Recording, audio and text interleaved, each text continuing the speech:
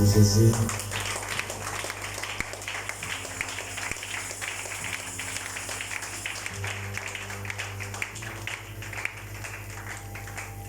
Je prends le voir que le Seigneur nous parle encore ce matin.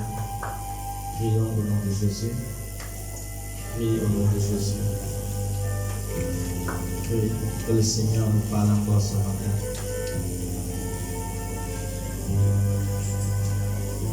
Le Seigneur nous parle ce matin. Seigneur, nous voici ce matin. Nous voulons encore recevoir de toi.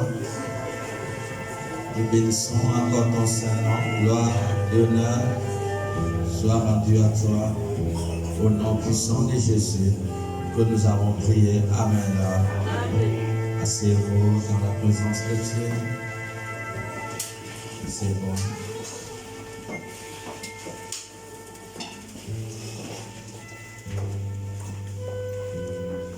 Le thème de ce matin, c'est les fausses consécrations.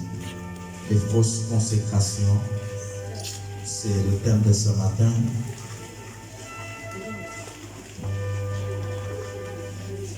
Les fausses consécrations. Nous allons lire la parole de Dieu dans le livre de Genèse. Genèse chapitre 18. Genèse chapitre 18, le verset 19. Genèse 18, le verset 19. Si on peut honorer Dieu en nous mettant debout. Genèse 18, le verset 19, on y va. Et Genèse 18, à partir du verset 19 à 20. Il est dit. Genèse 18, le verset 19. Il est dit. Oui. Car je l'ai choisi. Car je l'ai choisi. Afin qu'il ordonne à ses fils. Afin qu'il ordonne à ses fils. Et à sa maison après lui. Et à sa maison après lui. De garder la voie de l'Éternel. De garder la voie de l'Éternel. En pratiquant la droiture et la justice. En pratiquant la droiture et la justice. Et qu'ainsi l'Éternel accomplisse en faveur d'Abraham les promesses qu'il lui a faites. Afin que Dieu puisse accomplir les promesses qu'il avait faites à Abraham. Asseyez-vous. Est-ce que quelqu'un est là ce matin? Si tu es là, tu peux dire Amen. Amen. Nous parlons sur les fausses consécrations. Soyons attentifs à la parole de Dieu. Dieu,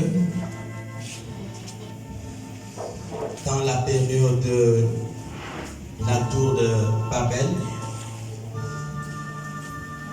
il y avait 70 nations à la tour de Babel. 70 nations. On peut dire qu'il y avait 70 ethnies à la tour de Babel. Et parmi ces nations, Dieu devait choisir une nation qui devait faire connaître Dieu à toutes les autres nations. Donc Dieu a choisi Abraham. Dieu a choisi Abraham et la lourde charge qu'Abraham avait était de faire connaître Dieu à d'autres nations. C'était la lourde charge que Abraham avait. Il devait faire connaître Dieu à d'autres nations. Voilà pourquoi vous voyez que dans Genèse 18, le verset 19 que nous avons lu, Dieu parle à Abraham. Dieu dit qu'il faut instruire tes enfants dans la voie de la justice, dans la voie de la vérité. Afin que ce que Dieu avait promis à Abraham puisse s'accomplir dans la vie d'Abraham et puisse s'accomplir dans la vie de sa descendance. Est-ce que quelqu'un est là? Amen. Ne soyez pas déconnectés. Évitez les déplacements dans la salle. Évitez les murmures.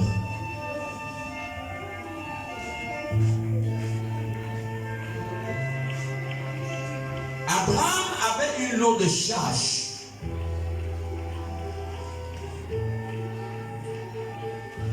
La charge qu'Abraham avait était de révéler premièrement Dieu dans sa maison et révéler Dieu à toutes les autres nations. Quand vous voyez bien dans Genèse 18, lisez Genèse 18, vous verrez que Dieu dit à Abraham que tu seras une source de bénédiction. Vas-y. Il est dans Genèse 18. Abraham deviendra certainement une nation grande. Et Abraham deviendra une nation grande. Et puissante. Et en lui seront bénies toutes les nations de la terre. En Abraham devait être béni toutes les nations de la terre. Est-ce que nous comprenons? Donc en Abraham, toutes les nations de la terre devaient être bénies. Voilà pourquoi Abraham avait cette charge de pouvoir éduquer ses enfants pour que sa consécration soit parfaite. Abraham premièrement devait éduquer sa maison à marcher dans la crainte de Dieu, à marcher dans l'obéissance à la parole de Dieu, à marcher dans la justice, à marcher dans la vérité. Et c'est ce qui devait éprouver l'authenticité de sa croyance, de sa consécration. Tout part d'abord de là.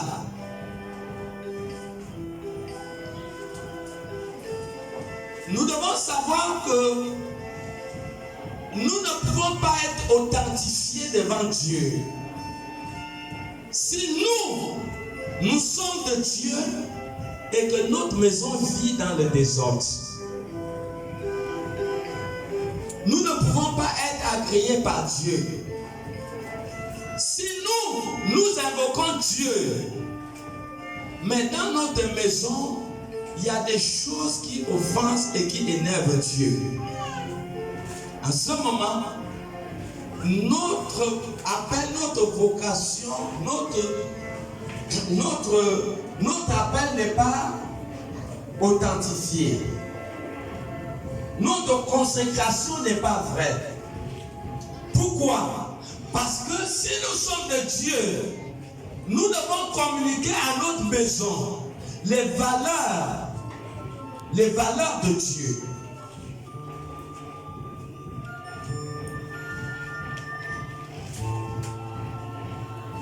Nous devons communiquer à notre maison les valeurs de Dieu.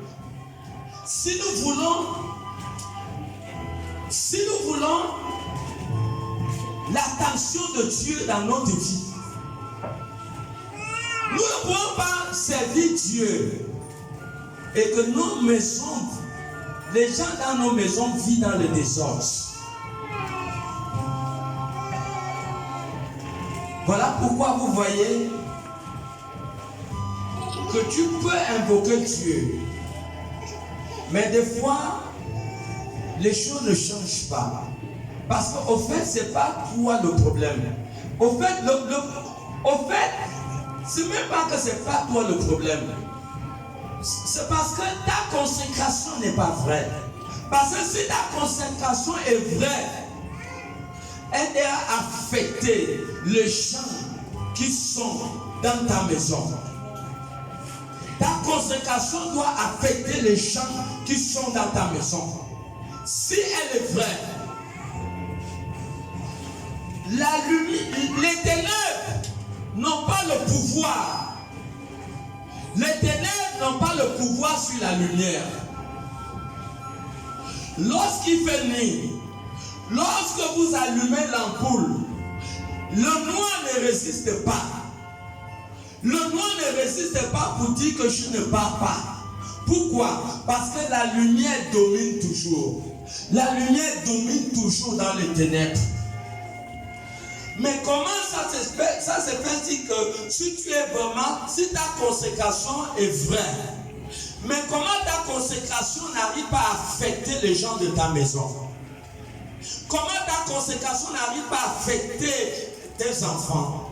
Comment ta consécration n'arrive pas à affecter ton mari? Comment n'arrive pas à affecter ta femme? Ça veut dire qu'il y a un problème. Voilà pourquoi Dieu s'est rassuré pour parler à Abraham. Dieu a dit à Abraham, pour que la bénédiction que j'ai déclarée sur toi s'accomplisse dans ta vie, s'accomplit dans la vie de tes enfants et dans la vie de tes petits-enfants. Il dit, apprends à tes enfants à craindre de Dieu, à marcher dans la justice, à marcher dans la vérité. Il dit, c'est à partir de là que ma promesse va s'accomplir dans ta vie et va s'accomplir dans ta maison. Pourquoi on peut autant nous faire du mal à nous-mêmes que nous prions? Vous ne savez pas que si vous priez et qu'il y a de la fausseté dans votre maison, vous ne savez pas combien de fois vous commencez à énerver Dieu et pourtant vous n'avez rien fait à Dieu. Vous ne savez pas combien de fois le cœur de Dieu est triste, très triste à cause de cela. Parce que vous priez, mais votre maison ne montre même pas un signe de quelqu'un qui prie. Votre maison, il y a des gens qui s'en foutent pas mal de votre Dieu. Ils s'en foutent pas mal de votre église. Dans votre maison, vous partez à l'église. Ton enfant qui dort dans ta maison que tu as construit. Ton enfant qui dort sur ton lit que tu as payé. Ton enfant, tu souffres comme ça là pour aller chercher l'argent pour leur préparer pour leur nourrir. C'est cet enfant, moi le Dieu que je prie, je viens à l'église et cet enfant se rebelle pour dire qu'il ne me suit pas. Il ne suit pas le Dieu que je prie. Pour que cet enfant ne suive pas le Dieu que j'ai pris dans l'église. Il habite dans ma maison que j'ai souffert pour construire. Il utilise mon électricité que je paye le courant à la SG. Il utilise ma nourriture que je souffre. Et il habite dans ma maison que j'ai construite. Mais moi, je prie et je continue à accepter qu'il est dans cette maison. Je continue à lui donner la nourriture. Je continue à lui favoriser. Alors que je vois qu'il s'en fout pas mal de Dieu. Je vois qu'il ne part pas à l'église. Mais dites-moi comment Dieu peut être content avec vous. Même si tu n'as rien fait à Dieu, dites-moi dans une telle maison. Dites-moi, est-ce que Dieu peut bénir une telle maison? Tu vois que ton enfant vole. Tu ne le fais rien. Tu vois qu'il fait de mauvaises choses. Tu ne le fais rien. Tu continues à lui faire dormir dans ta maison. Tu continues à lui donner ta nourriture. Malgré ce mauvais comportement. Dis-moi comment Dieu peut être content avec toi. Dis-moi comment Dieu peut porter un regard favorable dans une telle maison.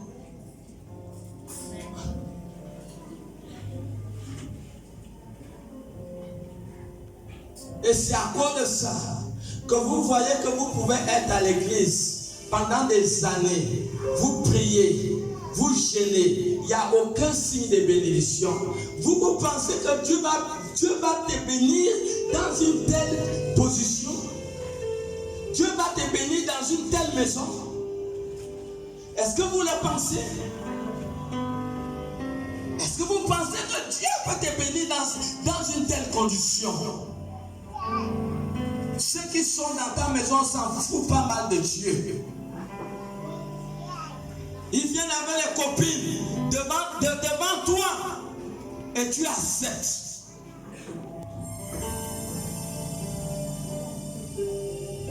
La maison commence à avoir des prostituées. Et le père et la mère acceptent cela.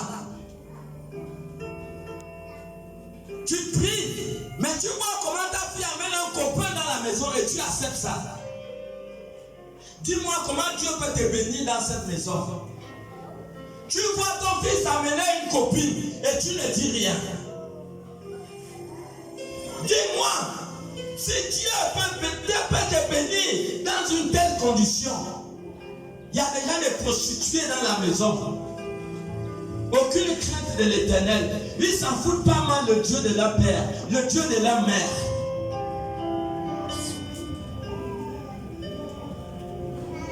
Et on va dire c'est l'église. Qu'est-ce que l'église a à y voir dedans?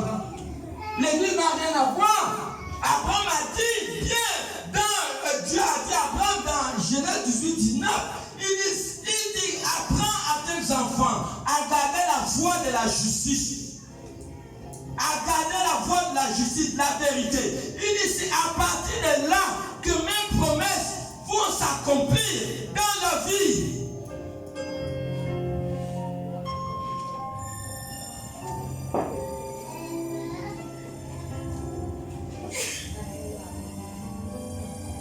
Des personnes qui s'en foutent pas mal de Dieu dans la maison. Comment Dieu peut bénir cette maison? Nous voyons qu'il y a un problème. Prenez l'huile et vous mélangez avec l'eau. Même si vous bousculez le bidon d'eau comme ça, là, avec l'huile et l'eau dedans, l'huile et l'eau ne peuvent jamais se mélanger. Il n'y a pas de lien entre la lumière et les ténèbres. Il n'y a pas de lien entre la lumière et les ténèbres.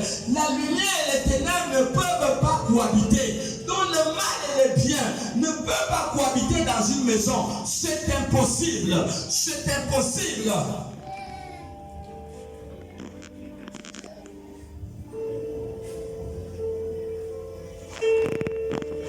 Et c'est pour cela que vous voyez, vous priez, il n'y a rien. Tu gênes, il n'y a rien. Comment Dieu peut te bénir dans une telle condition? Comment oublier les détails? On n'oublie pas les détails. Tu ne dois pas oublier les détails. Parce que ta vie dépend de veiller sur les détails.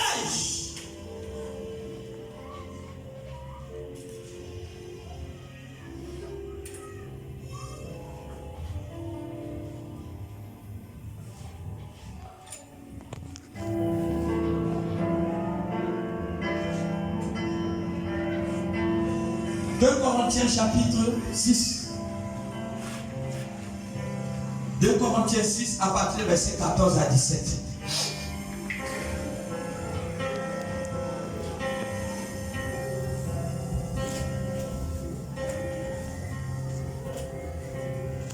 Il est dit dans 2 Corinthiens 6, à partir du verset 14 à 17, ne vous mettez pas avec les infidèles. La Bible dit ne vous mettez pas avec les infidèles. Je suis un joug étranger. Car quel rapport y a-t-il entre la justice et l'iniquité? Il n'y a pas de relation entre la justice et l'iniquité. Ou qu'y a-t-il de commun entre la lumière et les ténèbres? Il n'y a pas de lien entre la lumière et les ténèbres. Quel rapport y a-t-il entre Christ et le Bélial? Quel rapport y a-t-il entre Christ et Bélial? Ou quelle part a le fidèle avec l'infidèle? Oui. Quel rapport y a-t-il entre le temple de Dieu et les idoles? Car nous sommes le temple de Dieu, vivant, comme Dieu l'a dit. J'habiterai et je marcherai au milieu d'eux. Je serai leur Dieu et ils seront mon peuple. C'est pourquoi, sortez du milieu d'eux et séparez-vous, dit le Seigneur. Il dit sortez du milieu d'eux et séparez-vous, dit le Seigneur. Ne touchez pas à ce qui est impur. Il dit ne touchez pas à ce qui est impur. Et je vous accueillerai. Il dit et je vous accueillerai. Est-ce que quelqu'un comprend? Il n'y a pas de lien entre la lumière et les ténèbres. Il n'y a pas de lien entre la lumière et les ténèbres. Les ténèbres et la lumière ne peuvent pas cohabiter ensemble. Ils ne peuvent pas cohabiter ensemble. Voilà pourquoi quand Dieu parle à Abraham, Dieu dit à Abraham, sors de ta maison. Il y va dans un lieu que je t'indiquerai. Pourquoi Dieu a fait sortir Abraham de sa maison? Dieu avait une grande mission à accomplir avec Abraham.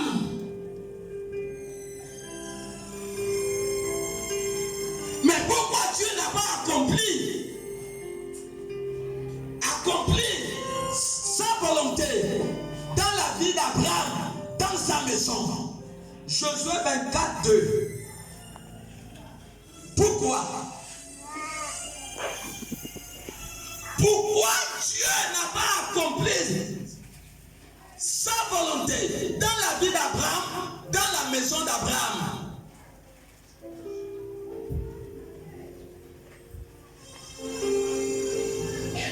Josué 24, 2, il est dit.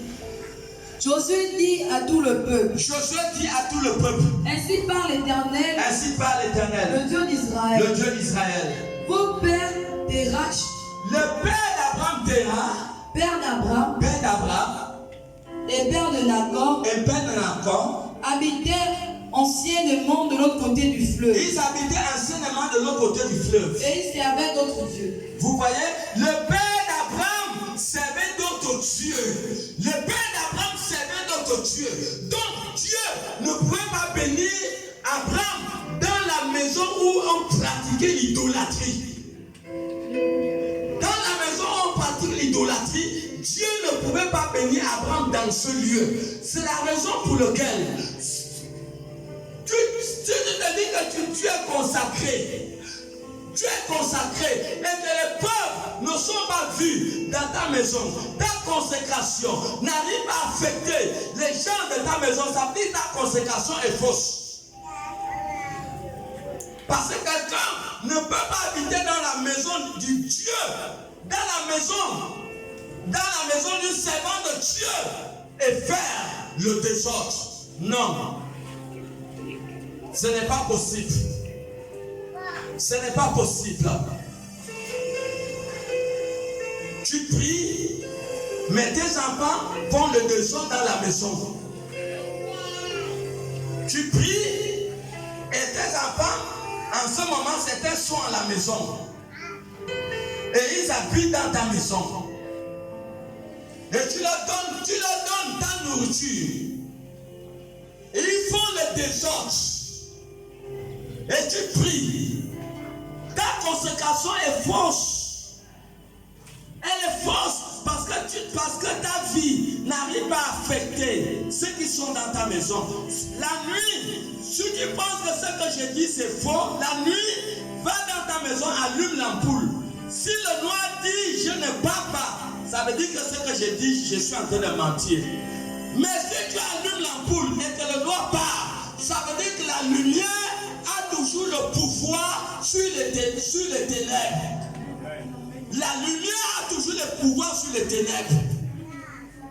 Donc Dieu ne peut pas te bénir dans cette maison, c'est fort. Peu importe la quantité de ta prière, c'est impossible. Voilà pourquoi Dieu a fait sortir Abraham. Dieu a fait sortir Abraham de sa maison pour l'amener loin de la maison où on pratiquait des mauvaises choses.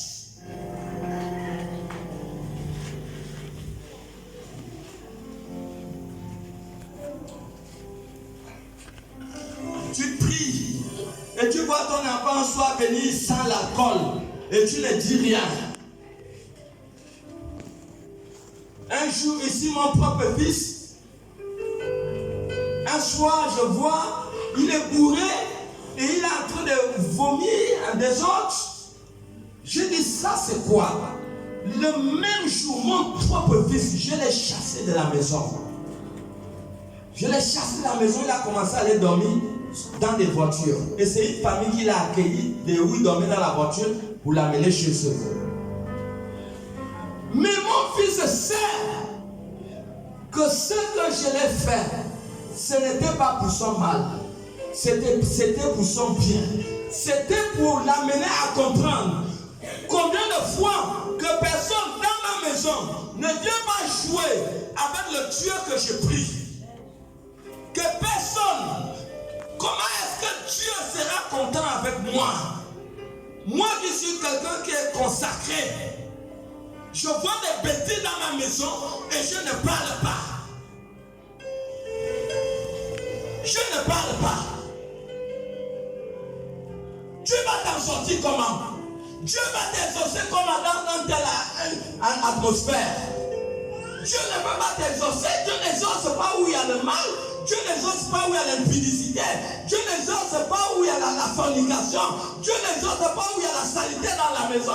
Où il y a l'idolâtrie. Dieu ne peut pas t'exaucer. Si quelqu'un dans ta maison pratique le bouti et tu habites en tant que quelqu'un qui est consacré à Dieu, ta consécration n'affecte pas sa vie. Ça veut dire que quelque part, tu ne pourras jamais être béni dans cette maison. Sinon, Dieu devait bénir Abraham dans la maison d'Abraham. Mais Dieu dit que la paix à Terra, le père d'Abraham était une idolâtre.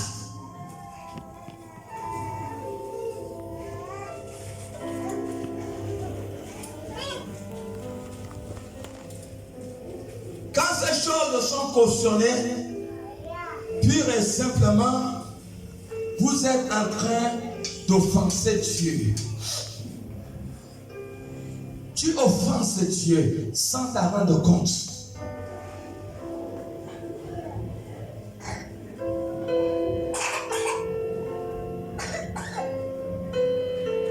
Et tu vas te dire que c'est l'église ou c'est le pasteur qui n'a pas l'onction. Non.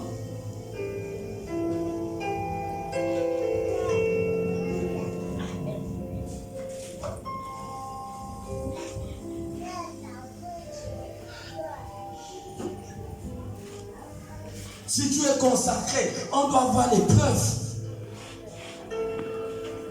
On doit voir les preuves. On doit voir que tu es consacré.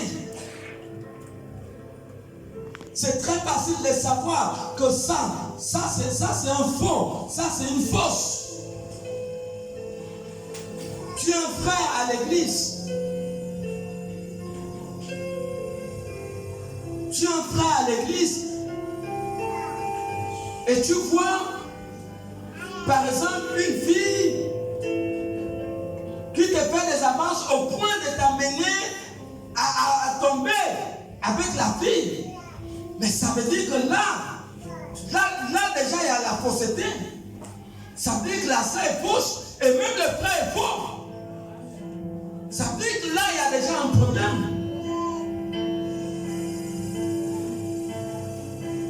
Ça veut dire que vous avez déjà éloigné Dieu. Vous avez éloigné Dieu. Ça veut dire que c'est une fausse consécration. Tu ne peux pas vouloir. Tu ne peux pas vouloir qu'un homme sérieux, si toi-même tu n'es pas sérieuse. Parce que même le plus grand voleur, il va aller voler peut-être 1 million quelque part. Il ne va pas chercher un voleur comme lui pour lui garder l'argent. Il va chercher quelqu'un de sérieux. Mais si un voleur va chercher quelqu'un qui est sérieux, donc ça veut dire que lui il est faux, mais il cherche quelqu'un qui est sérieux pour lui garder l'argent. Si tu es fausse, mais comment vas-tu trouver quelqu'un qui est sérieux? Vous voyez, tu ne peux pas trouver quelqu'un qui est sérieux. Parce que qui s'assemble se ressemble.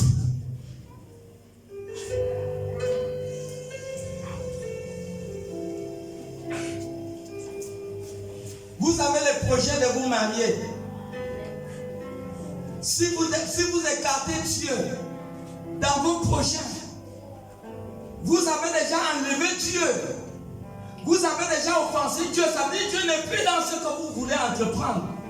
Est-ce que vous voyez comment est-ce qu'on peut faire les choses inconsciemment sans pourtant nous en rendre compte?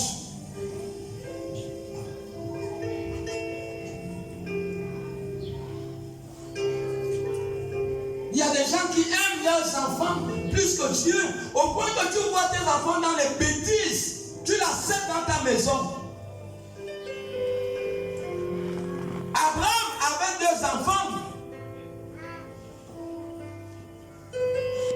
n'y avait pas seulement Isaac, il y avait Ismaël. Mais pourquoi Dieu dit à Abraham?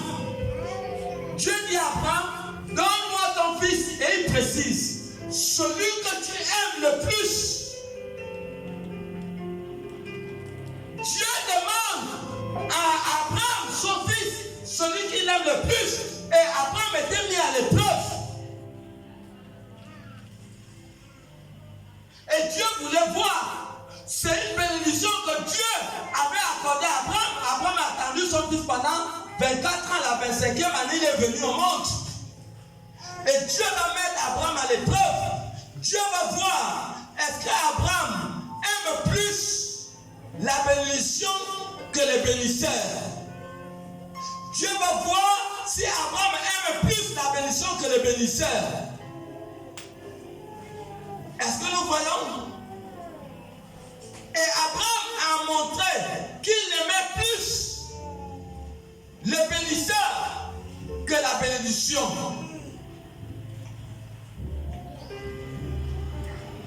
Voilà pourquoi beaucoup ont offensé Dieu en aimant plus leurs enfants par rapport à Dieu, par rapport à établir la souveraineté de Dieu dans la maison. On a fait un laisser-aller, quelqu'un, chacun vient, il fait les désordres. Mais le Dieu que vous négligez là, au jour de renouvellement de toutes choses, beaucoup vont pleurer et regretter. Pourquoi ils ont pris l'affaire de Dieu dans la légèreté? Beaucoup vont pleurer le dernier jour.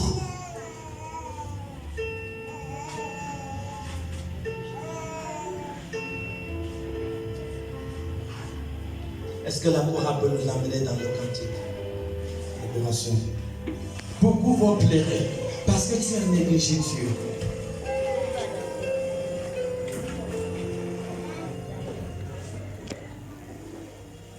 Et non, ce lieu de ta présence,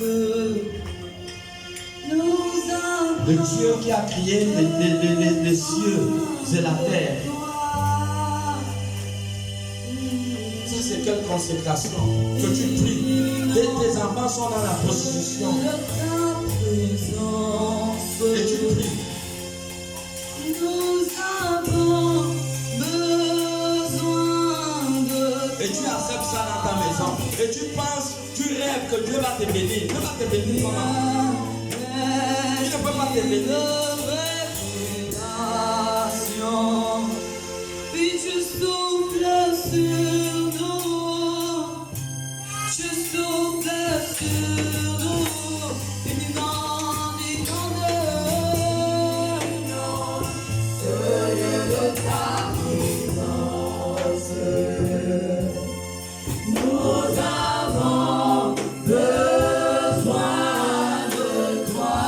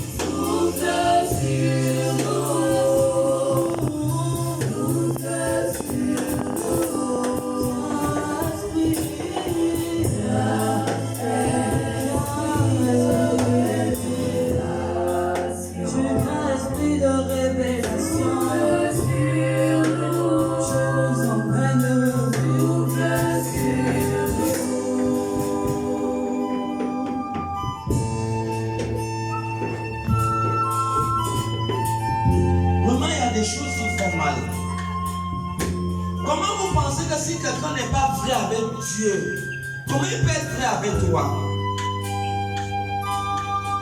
Il tient le commandement, il te fait tomber dans le péché. Ça veut dire qu'il n'est pas vrai avec Dieu, il ne sera jamais vrai avec toi. Voici un signe qui t'amène à comprendre que là, il y a déjà la fausseté. Et où est la fausseté? Pourquoi s'engager? Tu as fait un faux, tu as fait une fausse.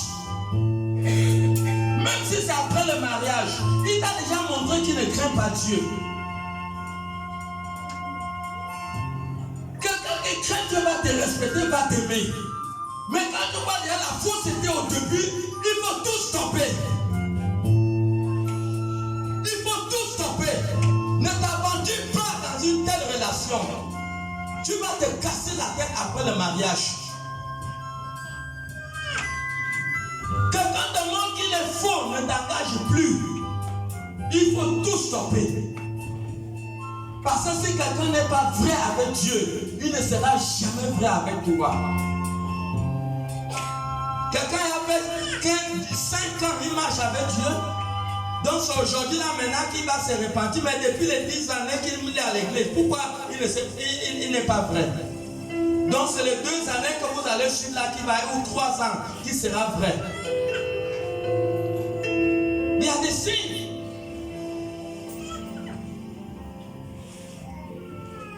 Tu avais un frère, il te touche les seins, il te touche les fesses. Ça c'est quel frère?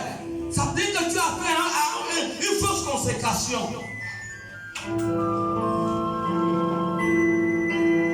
Il faut faire attention. C'est à cause de ça que la colère de Dieu descend dans le ciel.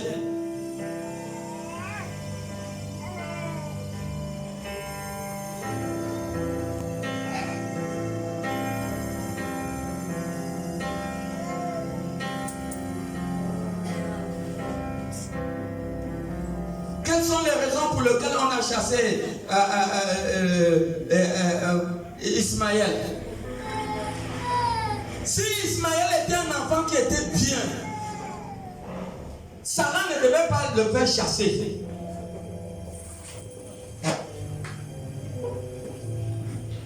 Parce que Sarah a vu le comportement de cet enfant et ça l'a énervé. Elle est obligée de dire à mon mari que chasse cette servante avec son enfant, car son enfant ne va pas hériter avec nous. Vous ne pourrez jamais hériter de Dieu si vous n'avez pas enlevé le mal dans votre maison. N'espérez rien de Dieu tant qu'il y a quelqu'un qui est dans votre maison qui énerve Dieu.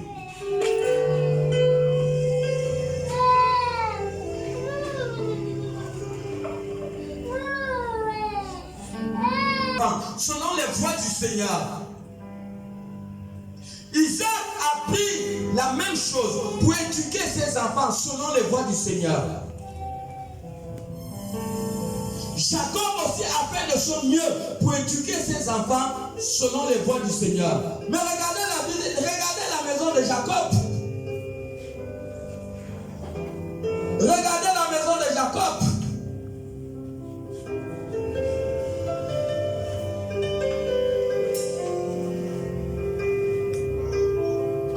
Pourquoi il n'y avait pas la gloire dans la maison de Jacob?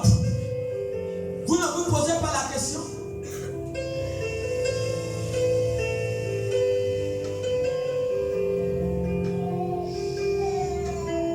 La maison de Jacob est une maison désordonnée. Pourquoi? Parce que tous ses enfants, la plupart de ses enfants étaient des malhonnêtes, des menteurs.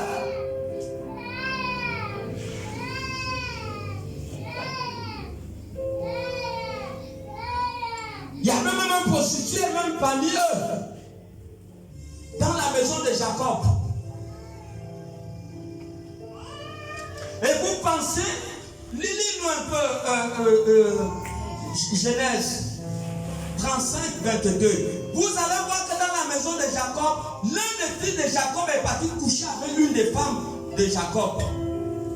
Mais vous pensez que la gloire de Dieu va descendre dans un tel atmosphère? Genèse 35, 22. Il est dans Genèse 35, 22. Pendant qu'Israël habitait cette contrée, Pendant que Jacob habitait cette contrée, Ruben alla coucher avec Bila, voilà, Ruben est parti coucher avec l'une de ses femmes, concubine de son père. concubine de son père. Et Israël l'a pris. Et Jacob l'a pris. Les fils de Jacob étaient... C'est bon. Mais dites-moi, comment la gloire de Dieu pouvait descendre dans une telle maison? Des enfants de tueurs, ils étaient prêts à tuer leur petit frère Joseph.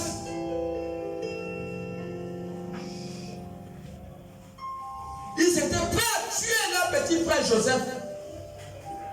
Voilà pourquoi Dieu ne pouvait pas bénir Joseph dans la maison de son père. C'est impossible.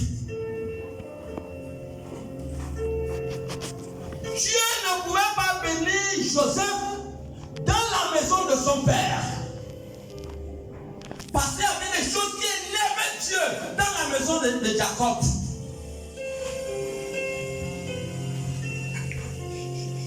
Ils ont voulu tuer leur petit frère. Des bons menteurs. Ils vont mentir à leur père. Ils n'ont même ne respectent même pas leur père. Ils vont mentir à leur père qu'une nana féroce a tué l'enfant. Alors que c'était un gros mensonge. Mais leur mensonge va être dévoilé plus tard.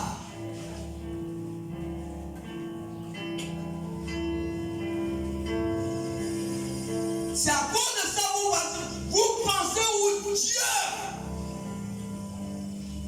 où la justice, la droiture de Dieu est pratiquée, il peut avoir la sécheresse dans ce lieu. Pourquoi la sécheresse de Canaan a affecté la maison de Jacob? Vous ne vous posez pas la question, il y a eu la même sécheresse dans Genèse 26. Quand Isaac voulait aller chez Abimelech, Dieu l'a dit, je t'ai béni dans ce même atmosphère de sécheresse. Et Genèse 26, le verset 12 à 13, la parole dit que Dieu bénit Isaac au centuple. Dieu l'a béni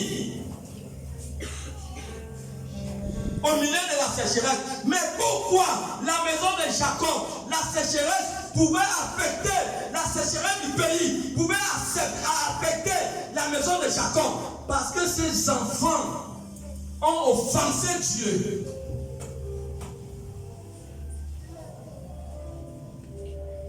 Ses enfants ont offensé Dieu. Vous priez et vos enfants sont en train de détruire votre maison sans s'en rendre compte. Vous savez, venir à l'église, ce n'est pas une petite chose. Mais comment pouvez-vous permettre que votre vie de consécration soit détruite par des gens qui sont dans la maison? Dieu ne peut pas bénir où il y a le mal, c'est impossible. Soit ceux qui font le mal partent, soit c'est vous qui vous partez ailleurs, vous la laissez dans la bêtise.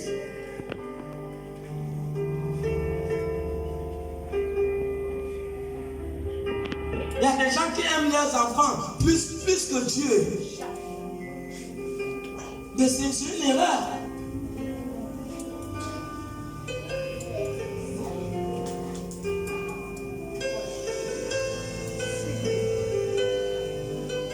La Bible est claire, celui qui aime Dieu, celui qui aime autre chose plus que Dieu, est déjà dans des problèmes. Dieu doit toujours occuper la première place.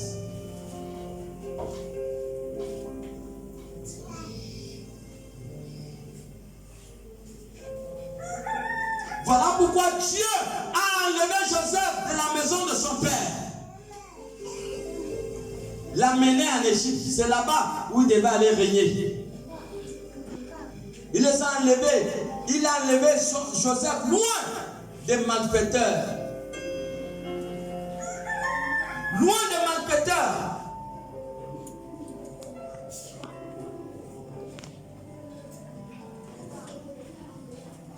À un certain moment, il faut réfléchir dans votre manière, dans notre manière de marcher avec Dieu. Les sentiments détruisent. Ça détruit toute une relation avec Dieu. Et nous devons faire attention.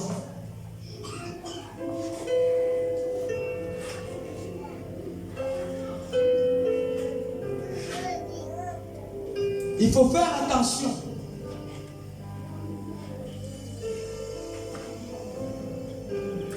Tu peux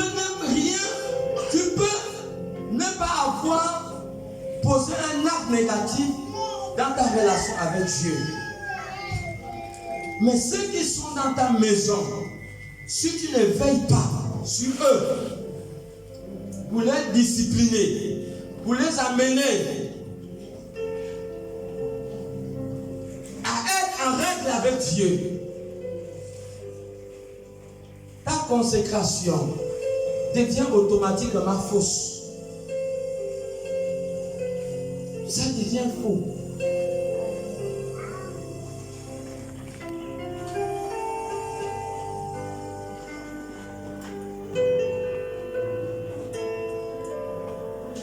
Quelqu'un est dans ta maison que tu as souffert. Quelqu'un qui est sorti dans ton ventre, c'est lui qui va venir te commander. Il fait des bêtises. Il ne part même pas à l'église. Et tu l'acceptes dans ta maison. Pourquoi Dieu ne va pas se fâcher contre toi? Tu lui donnes ta nourriture que tu souffres pour aller travailler. Ça veut dire que tu ne l'aimes pas. Quand il va le marier, il va entrer dans une famille à la sorcellerie. Il sera la première viande des sorciers. Il sera la première bande des sorciers. Et je dis au nom de Jésus que ça n'arrivera pas.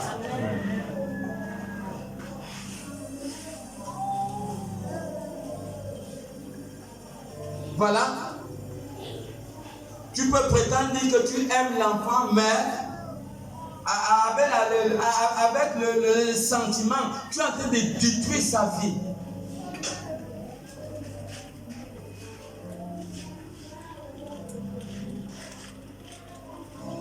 La Bible nous parle des fils d'Élie et le prêtre. Ces enfants sont reconnus comme sacrificateurs. 2 Samuel chapitre 2, le verset 1 Samuel 2, le verset 12 à 13.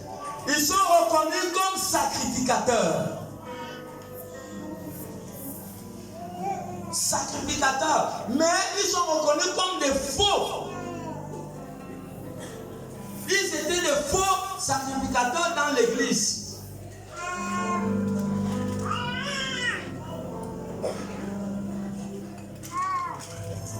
Samuel 2, 12. Il est dans 1 Samuel 2, 12 à 13. Les fils d'Élie étaient des hommes pervers. Ils étaient des hommes pervers. Ils ne connaissaient point l'Éternel. Ils ne connaissaient point l'Éternel. Et voici quelle était la manière d'agir de ces sacrificateurs à l'égard du peuple. Voilà, ils agissaient mal à l'égard du peuple. Lorsque quelqu'un offrait un sacrifice, quand quelqu'un offre, c'est bon, tu peux t'arrêter là. Donc ils agissaient mal. Ils étaient sacrificateurs, mais ils agissaient mal. Mais ils servaient quand même Dieu dans le mal.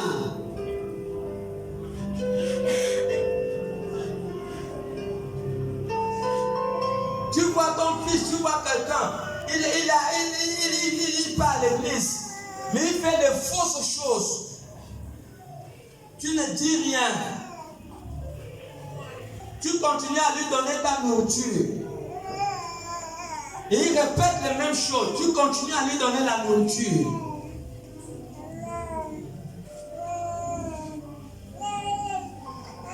Tout le peuple parlait mal de ces sacrificateurs. Mais lui connaissait. Il savait que ses enfants agissaient mal. Il savait que ses enfants agissaient mal. Mais qu'est-ce qu'il a fait? Il n'a rien fait. Et lui n'a rien fait. Et cela a suscité la colère de Dieu. Ça a attiré la colère de Dieu.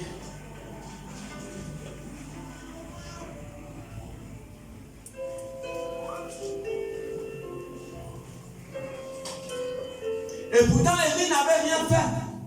Il n'a eu aucun problème avec Dieu. Mais à cause des mauvais comportements de ses enfants, ça a fait en sorte que la colère de Dieu s'abat sur sa personne.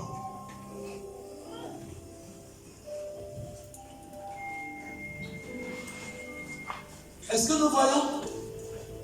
Nous voyons comment ces gens, ces garçons, ils ont offensé Dieu. Au point que Dieu a pris la décision de pouvoir les exterminer. Parce que Dieu était tellement en colère à cause de leur mauvaise manière d'agir. Dieu était en colère.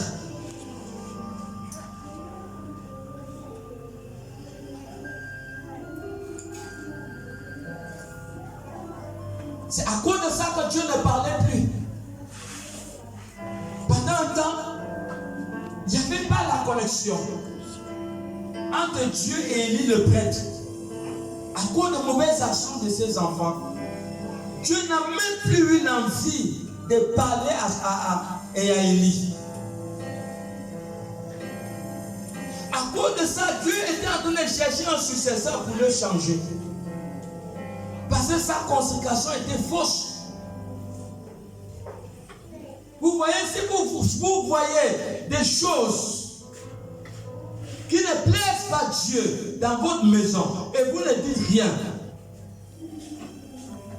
cela va attirer la colère de Dieu. Dieu ne sera pas content. C'est à cause de ça aussi que les choses ne peuvent pas avancer. Les choses ne peuvent pas avancer. Pourquoi? Parce qu'il y a déjà un problème.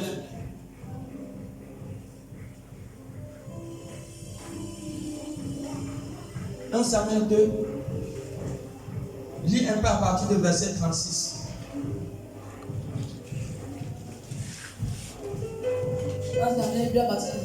Lis d'abord le verset 22. Verset 22, il est dit: Élie était fort âgé. Il était fort et âgé. Et il a appris comment ses fils agissaient à l'égard de tout Israël. Il a appris comment les mauvais comportements de ses enfants. Mais il n'a rien fait. Il a appris aussi qu'il couchait avec les femmes qui s'assemblaient à l'entrée de la tente d'assignation. Il couchait avec les gens, les filles qui venaient dans la présence de Dieu. Il leur dit: Pourquoi faites-vous de telles choses? Oui. Car j'apprends de tout le peuple vos mauvaises actions. Il a seulement dit que j'ai appris, mais il n'a rien fait. Va au verset 36. Verset 36. Et que comme il y a des gens, vous apprenez ce que les enfants font à la maison, mais vous ne faites rien. Aucune discipline. Si Élie les aurait chassés, même du temps où ils faisaient de mauvaises choses, mais les choses devaient repartir. Mais il n'a rien fait. Tu vois, les enfants se comportent mal, mais tu es là, tu ne dis rien. Même ici, lorsqu'on établit quelqu'un à la tête d'un comité, si on apprend que la personne a fait une fausse chose, on fait comment? On le sanctionne. Est-ce que Dieu a vu quelqu'un prendre connaissance que quelqu'un qui a été établi dans un comité, à la tête d'un comité, fait une fausse chose et moi je le laisse? Pourquoi je ne le laisse pas? Si je le fais à l'église, je le fais à l'église. Mais pourquoi vous ne le faites pas dans vos maisons? Vous n'avez jamais vu le pasteur sanctionner les gens ici? Pourquoi? C'est pour éviter la colère de Dieu. Mais pourquoi il dit le prêtre ne l'a pas fait? Il continue à laisser ses enfants dans le service sacerdotal. Il les laisse alors qu'il savait qu'ils étaient des prostituées. Il couchait avec les femmes. Pas de sanctions, ni rien.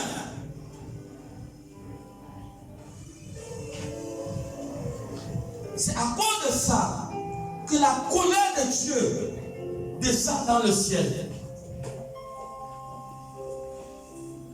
Quand on n'est pas vrai, il ne faut pas s'approcher du sacerdoce. Quand on n'est pas vrai, on ne s'approche pas de Dieu.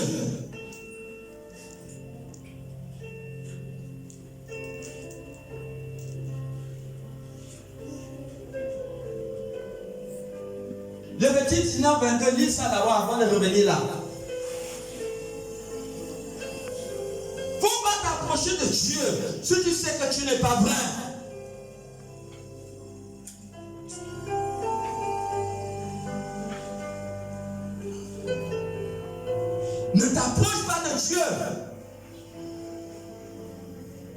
Sinon, tu seras frappé par Dieu.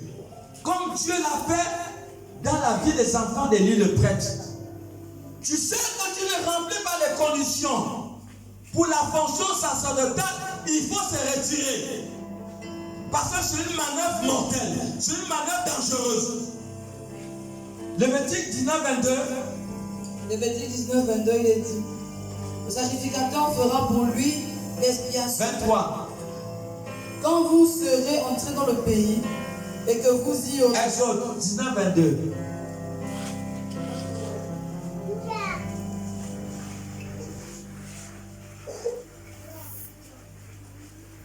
Exode 19, 22, il est dit que les sacrificateurs qui s'approchent de l'Éternel se sanctifient aussi. De peur que l'Éternel ne le frappe de mort. Que le sacrificateur qui s'approche de l'Éternel se sanctifie, de peur que l'Éternel le frappe de mort. Allons-y, 1 Samuel 2, à partir du verset 36. 1 Samuel 2, 36, il est dit: et quiconque restera de ta maison viendra se prosterner devant lui pour avoir une pièce d'argent et un morceau de pain. La colère de Dieu a déclenché dans la maison d'Élie le prêtre. Continue. Et dira: attache-moi, je te prie, à l'une des fonctions du sacerdoce. 1 Samuel chapitre 2, à partir du verset 36. C'est ça? Continue. À partir du verset. Commence à partir du verset 32 à 36. Il est dit au verset 32. Oui. Tu verras un adversaire dans ma demeure. Tu verras un adversaire dans ma demeure. Tandis qu'Israël sera comblé de biens. Par l'Éternel. Et il n'y aura plus jamais de vieillard. Dans ta maison. Vous voyez, à cause de ce que les enfants d'Élie ont fait, Dieu a dit qu'il n'y aura plus jamais de vieillards dans la maison d'Élie le prêtre. Continue. Je laisserai subsister auprès de mon autel l'un des tiens, afin de consumer tes yeux et d'attrister ton âme. Voilà. Continue jusqu'au verset 36. Mais tous ceux de ta maison mourront dans la force de l'âge. Et tu auras pour signe ce qui arrivera à tes deux fils, Ophni et Phiné. Ils mourront tous les deux le même jour. Je m'établirai un sacrificateur fidèle, qui agira selon mon cœur et selon mon âme. Je lui bâtirai une maison stable, et il marchera toujours devant mon oint.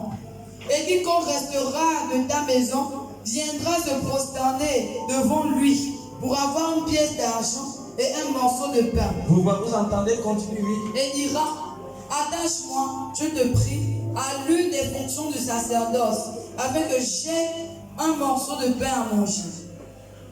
Voilà. Pour nous amener à comprendre combien de fois Dieu a puni la maison d'Élie le prêtre à cause de cela. Le même jour, Dieu a suscité un adversaire. Le même jour, ces deux enfants sont morts. Élie lui-même, il est mort en attendant des nouvelles. Pourquoi? Parce qu'il a vu le mal dans sa maison et il n'a pas parlé. Il a vu le mal dans sa maison, il n'a pas sanctionné.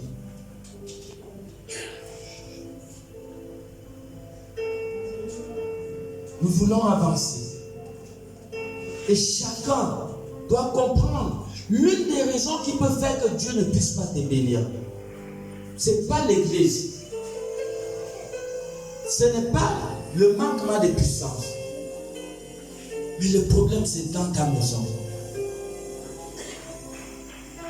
C'est dans ta maison.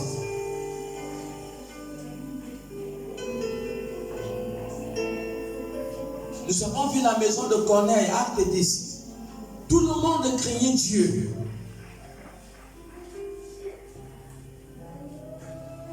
Lui, sa maison, ses enfants, Acte 10, 1 à 2. Tout le monde craignait Dieu. C'est l'une des raisons pour lesquelles ils ont reçu la visitation de l'ange. Acte 10, 1, 2. Il est dans Acte 10, 1 à 2. Il y avait à Césarée un homme nommé Corneille, centenier de la cohorte dite italienne. Cet homme était pieux et craignait Dieu. Il craignait Dieu. Avec toute sa maison. Avec toute sa maison. Il faisait beaucoup de monde. Il faisait beaucoup de monde au peuple. Et priait Dieu continuellement. Et priait Dieu continuellement. Voilà. Corneille et toute sa maison craignaient Dieu. Et voilà pourquoi ils ont reçu la visitation de l'ange. Si tu ne disciplines pas ta maison, même si tu n'as rien fait à Dieu comme mal, alors Dieu va s'élever contre toi. Il va s'élever contre toi. Parce que tu vois le mal, tu ne dis rien, tu ne sanctionnes pas. C'est parce que tu habites avec le mal dans la même maison. Dieu ne peut pas se manifester. Voilà pourquoi Dieu ne parlait plus, il le prêtre. Je ne sais pas si quelqu'un comprend quelque chose ce matin. Amen. Est-ce qu'il y a les vivants dans ce lieu? Amen.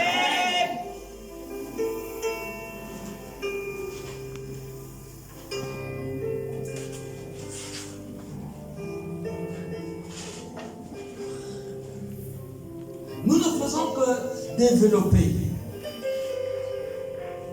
Vendredi, nous avons parlé si la lumière arrive.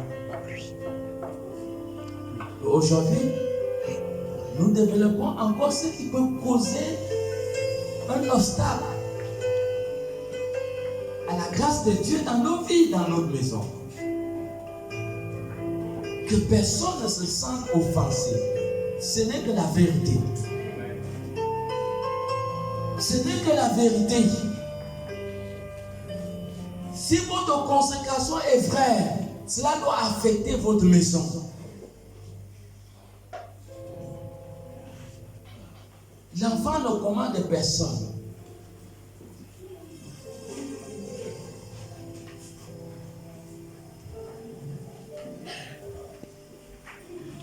Et quelque part, Dieu nous demandera le compte de nos enfants demain. Il demandera le compte. Si Abraham n'avait pas éduqué ses enfants selon Dieu,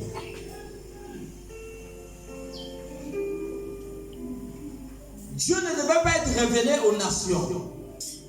Parce que Abraham devient une source de bénédiction de toutes les nations. C'est sur la base de sa sincérité. Voilà pourquoi Galates 3 s'est dit que tous ceux qui ont la foi sont les fils d'Abraham. Nous sommes fils d'Abraham, pourquoi? Parce que nous avons cru. Et parce que nous avons agi, nous avons appliqué la parole de Dieu. C'est ce qui fait de nous fils d'Abraham. Nous devons éloigner le mal de nos vies, de nos maisons. Nous devons combattre contre le mal.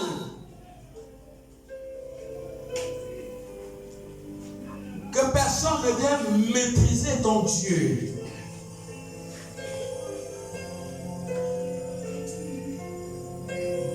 Le mal commence à... Ça veut dire le mal qui est dans la maison. Ça commence à affecter même ceux qui prient. Ça affecte tout le monde.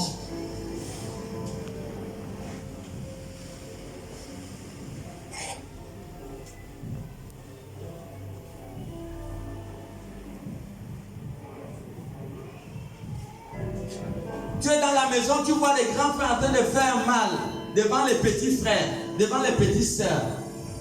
Et tu laisses. le mal qu'il fait là, ça va se communiquer dans la vie des petits frères et des petites sœurs.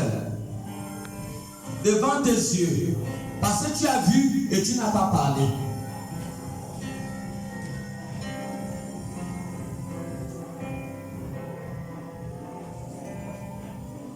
À un certain moment, il faut que nous puissions nous révolter pour revenir à Dieu, ramener notre maison à Dieu.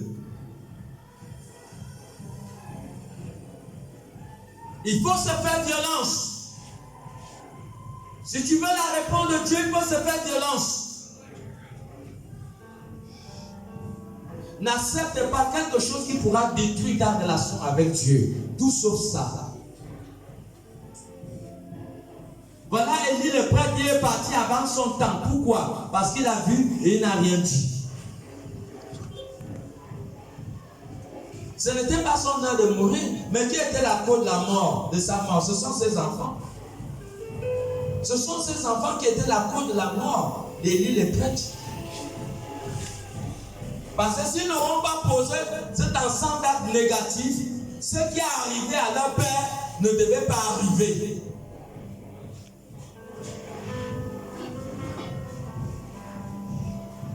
Les mauvaises actions dans la maison ça va toujours attirer la sécheresse, ça va attirer le manquement, ça va bloquer toute intervention surnaturelle à cause des personnes qui font ce qui n'est pas bien dans la maison.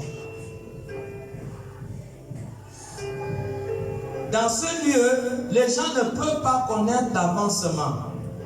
Vous-même, essayez de faire le bilan. Tu peux rester 10 ans, tu te demandes, mais qu'est-ce qui ne va pas dans ma vie? Mais tu ne peux même pas essayer d'imaginer que ce sont des gens qui sont à côté de toi là, qui sont la cause de ton problème. Est-ce que Ésaïe 59, dit que la main de Dieu n'est pas courte pour bénir ou pour sauver? Mais c'est toujours le péché qui a été un obstacle à toute intervention divine, à toute surnaturelle. Ça a toujours été le péché qui a été un obstacle. Mais quel Dieu nous voulons prier si dans nos maisons il y a des actes de prostitution?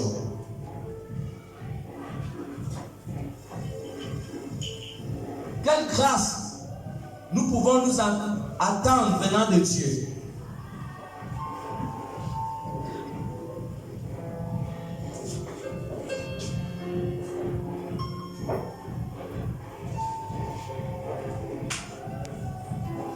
Que quelqu'un puisse mettre sa vie en ordre, mettre sa maison en ordre. Ces messages ne sont pas prêchés en vain. Mais parce que Dieu veut bénir une femme, parce que Dieu veut bénir une maison, Dieu veut simplement que tu fasses le ménage. Fais le ménage.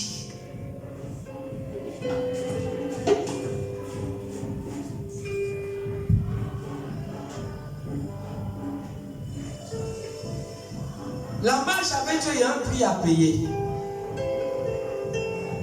Il y a un prix à payer. Pourquoi Dieu n'a pas béni Israël en Égypte?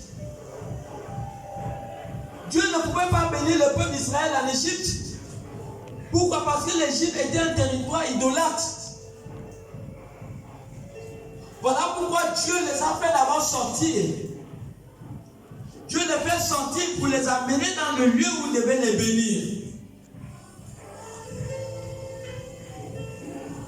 Si tu as la volonté d'être béni, tu vas sortir où il y a le mal, ou tu vas faire sortir ceux qui font le mal, parce que la lumière et les ténèbres ne peuvent pas habiter ensemble. Le bien et le mal ne peuvent pas habiter ensemble et t'attendre à voir une réponse de Dieu. C'est impossible. C'est impossible. C'est ça le problème.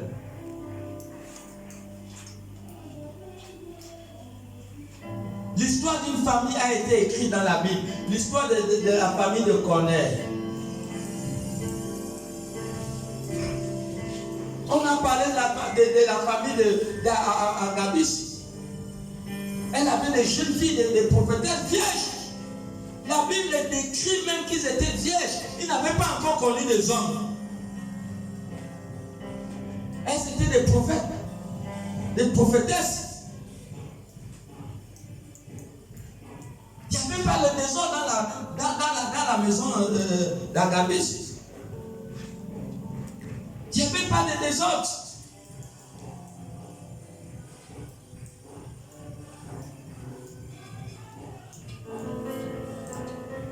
L'ange Gabriel n'est pas allé chez n'importe quelle femme. Elle est partie vers une vierge qu'on appelait Marie. Elle était vierge. Aujourd'hui, pour trouver les filles vierges, c'est compliqué. Si à celui qui est à côté de toi, Amen. Amen. Dis que pourquoi il y a le silence comme ça? Pour trouver les filles vierges, c'est compliqué, c'est dur. Mais l'ange n'est pas allé vers n'importe quelle fille. L'ange Gabriel est parti vers une vierge. Elle est partie vers une vierge. Il faut décider. Qu'est-ce que tu veux? Tu ne peux pas marcher avec Dieu dans le mal. Tu ne peux pas marcher avec Dieu dans le péché.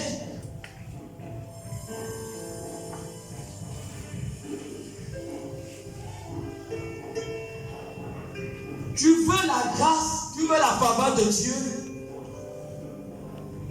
Tu dois te conformer selon les principes du royaume. Selon les principes du royaume. Tu veux la grâce de Dieu, tu veux la faveur de Dieu. Conforme-toi selon les principes du royaume.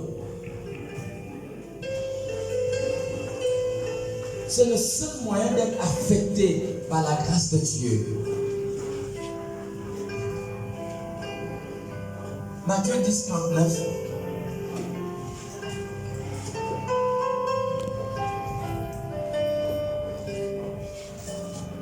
C'est le seul moyen d'être affecté par la grâce de Dieu.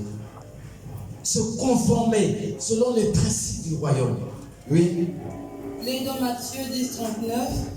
Celui qui conservera sa vie. Tu peux conserver ta vie en vivant dans le désordre. La perdra. Tu vas la perdre. Et celui qui perdra sa vie. Celui qui perdra sa vie. À cause de moi. À cause de moi. La retrouvera. La retrouvera.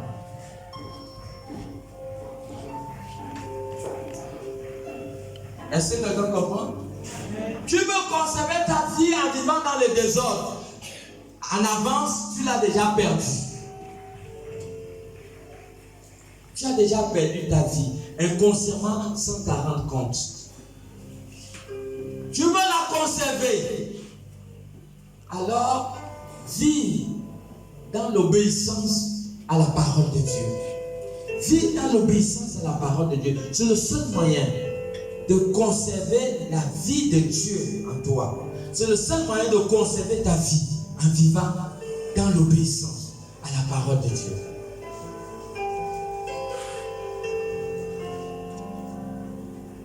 Alors voilà,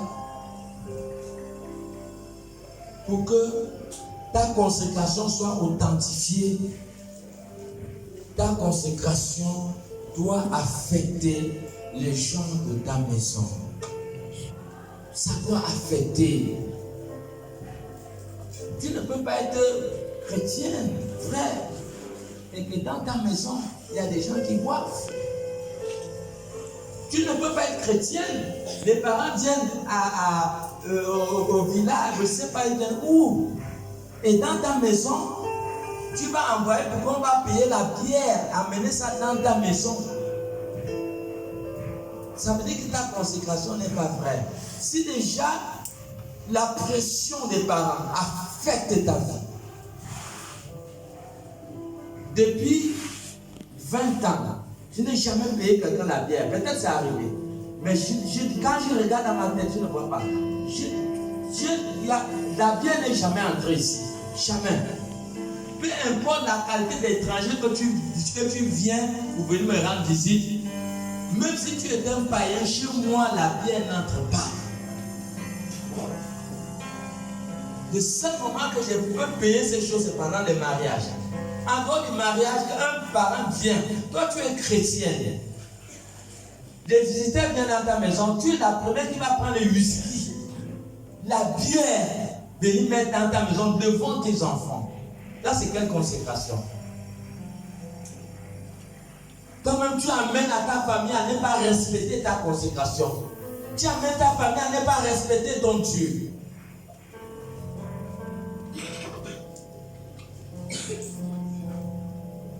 On est consacré de fois, on goûte un peu la bière.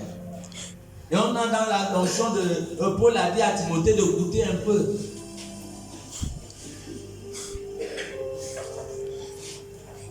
Depuis quand où Dieu habite, nous sommes la maison de Dieu. Tu vas prendre la bière, tu vas mettre dans où Dieu habite. Dieu habite dans un lieu saint, propre.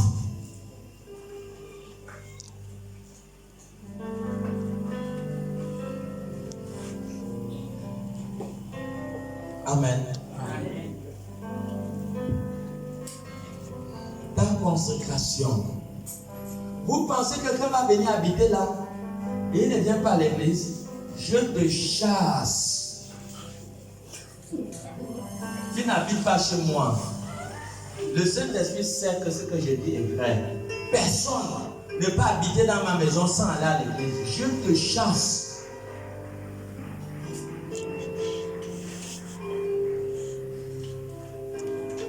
C'est ça l'authenticité d'une vraie consécration. C'est que quelqu'un de dehors ne doit pas venir jouer avec ton Dieu. C'est ta maison. Tu as des règles que tu as établies dans ta maison. Soit il respecte tes règles, soit il parte. Le serpent, quand il accouche, quand l'enfant sort là, ni vu ni connu, chacun prend sa route. Le royaume de Dieu, c'est comme ça. Moïse n'est pas entré à l'Égypte. Moïse n'est pas entré à Canaan.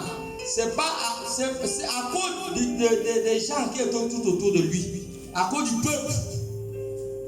À cause du peuple que Moïse n'est pas entré à Canaan. Donc les gens qui sont dans vos maisons là peuvent détruire votre relation avec Dieu. Mais la preuve est que peut-être 10 ans, tu pries, il n'y a rien. Mais tu penses que Dieu va te bénir où il y a les gens dans la maison, ils volent, ils forniquent, ils font des mauvaises choses. Dieu va te bénir dans une maison. Des maisons, toi tu viens à l'église, tu laisses certains enfants à la maison et ils mangent ta nourriture. Et tu penses que Dieu est content de toi. Mais mets-toi à la place de Dieu. Mets-toi à la place de Dieu. Viens dans ma maison, tu ne manges pas. Tu ne pars pas à l'église, je ne te donne pas la nourriture. Tu vas te débrouiller. Tu ne dors pas sur mon matelas que j'ai payé. Comme tu refuses Dieu, tu dois te débrouiller. Bien aimé, il y a des gens qui sont grands, ils font des choses exprès. Si vous ne le tenez pas avec les mains de fer, rien ne peut se passer. Quand vous agissez ainsi, ils sauront que vous êtes sincère. Et en ce moment, vous valorisez le Dieu, votre Dieu. Vous valorisez votre Dieu. Que personne ne vienne jouer avec ton Dieu. Amen, amen. Acclamons pour le Seigneur.